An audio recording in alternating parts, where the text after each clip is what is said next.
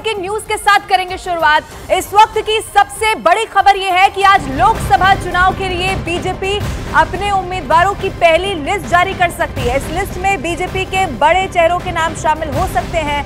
Bharatiya Janata party की केंद्रीय चुनाव समिति की बैठक में देर रात तक नामों पर मंथन चला है। जानकारी की अगर माने तो प्रधानमंत्री नरेंद्र मोदी और जेपी नड्डा की मौजूदगी में करीब 4.5 घंटे तक चली इस बैठक में कई उम्मीदवारों के नाम पर फाइनल मुहर लग गई है। आज सिर्फ अगर इंतजार है तो औपचारिक तौर पर पहली लिस्ट आ जाने का खबर यही है कि आज पहली लिस्ट जारी हो सकती है। ये सबसे बड़ी खबर है लोकसभा चुनाव 2024 से पहले पहली सूची भारतीय जनता पार्टी की, जिसमें फोकस हो सकता है उन सीटों पर किया जाए जिन पर पिछली बार पार्टी का प्रदर्शन बहुत अच्छा नहीं रहा था। अब उन्हीं को फाइनल करके आज माना यह जा रहा है कि मुहर लग चुकी है और उसके बाद अब आज ऐलान हो सकता है। पहली लिस्ट में लगभग 100 नाम हो सकते हैं, यह भी जानकारी है। आज भारतीय जनता पार्टी की पहली लिस्ट जारी हो सकती है और ऐसी ही खबर पहले सामने आई थी कि मार्च की शुरुआत होते ही पहली सूची सबके सामने आ जाएगी।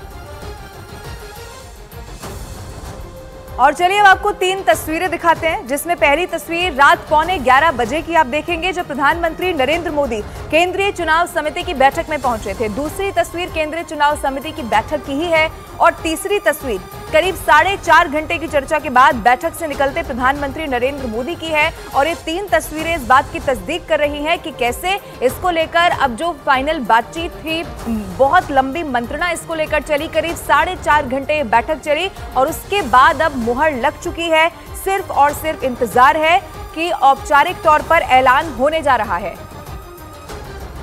अमित पांडे मेरे सहयोगी ज्यादा जानकारी के साथ फोन लाइन पर जुड़ चुके हैं। अमित, ऐसी ही खबर पहले थी कि मार्च शुरू होते ही पहली सूची आ सकती है, उन सीटों पर फोकस किया जा सकता है जिन पर बीजेपी का प्रदर्शन अच्छा नहीं रहा। आपके पास और क्या जानकारी?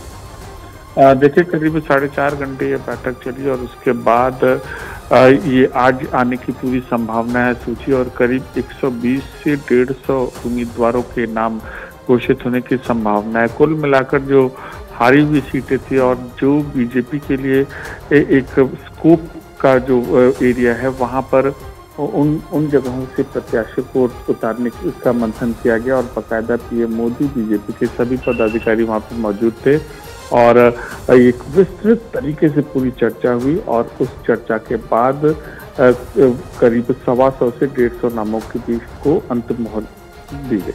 बिल्कुल अमित, ये सबसे बड़ी खबर है जो आप बता रहे हैं कि 100 से 150, 125 ये सूची हो सकती है उन लोगों की जो पिछले बार वो सीटें जिन पर अच्छा प्रदर्शन नहीं रहा। अमित, क्या ये भी हो सकता है कि जिनका प्रदर्शन, जिन प्रत्याशियों का अच्छा नहीं रहा, उनके भी टिकट इस बार कट सकते हैं? पहली सूची से भी बहुत साफ हो जाएगा।